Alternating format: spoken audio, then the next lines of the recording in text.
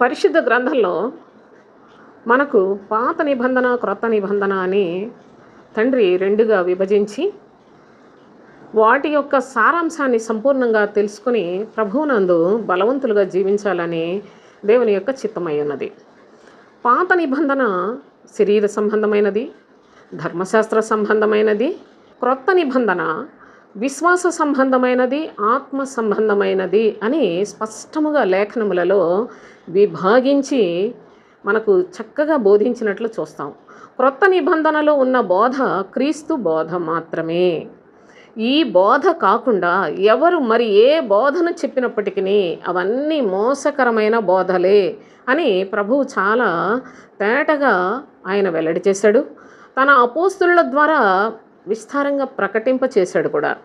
అయితే యేసు ప్రభు తన శిష్యులు ఆయనతో ఉన్నప్పుడే వారికి చెప్పాడు, మీరు పులిసిన పిండిని గూర్చి జాగ్రత్త పడుడి అన్నాడు. పులిసిన పిండి ఏంటి? ఈ యొక్క క్రొత్త నిబంధన కాలంలో పాత నిబంధన సంబంధమైన శరీర సంబంధమైన బోధలు చెప్పుకొనుట పులిసిన పిండి.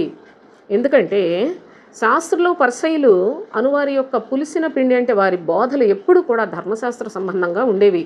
అందుకే ప్రభు అంటున్నాడు, పులిపిండి విషయంలో జాగ్రత్త. కనుక ఈ దినములలో దేవుని సన్నిధికి వెళ్ళి దేవుని నమ్ముకున్నామని చెప్పుకొని దేవుని యొక్క ప్రజలమని చెప్పుకుంటున్న వారులారా, ఈ భేదాన్ని మీరు తెలుసుకోకపోయినట్లయితే, ఏదో చర్చికి వెళ్తున్నాం దేవుని నమ్ముకున్నాం అనుకున్నట్లయితే మీరు తీవ్రంగా నష్టపోతారు. అయితే ప్రభు యొక్క మాటను విశ్వసించండి. మన కొరకు మరణించి తిరిగి లేచిన ప్రభువు చెప్పిన మాట ఇది. నేను నాలాంటి బలహీనుల మాటలు కావు సోదరులారా, పరిశుద్ధ లేఖనాల్లో నేను వాక్యాన్ని మీకు చూపిస్తున్నాను. వాక్యాన్ని నమ్మండి, వాక్య ప్రకారంగా జీవించండి.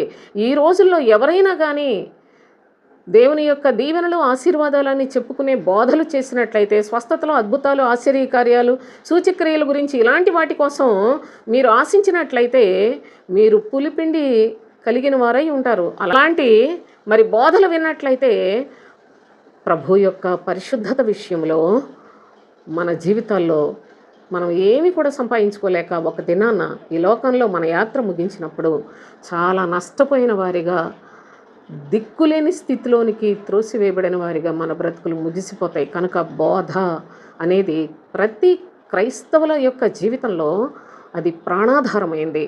మీరు క్రీస్తు బోధ యందు మాత్రమే లక్ష్యం ఉంచి క్రీస్తు రాజ్యానికి సిద్ధపడాలని తండ్రి యొక్క ప్రేమపూర్వకమైన హెచ్చరిక.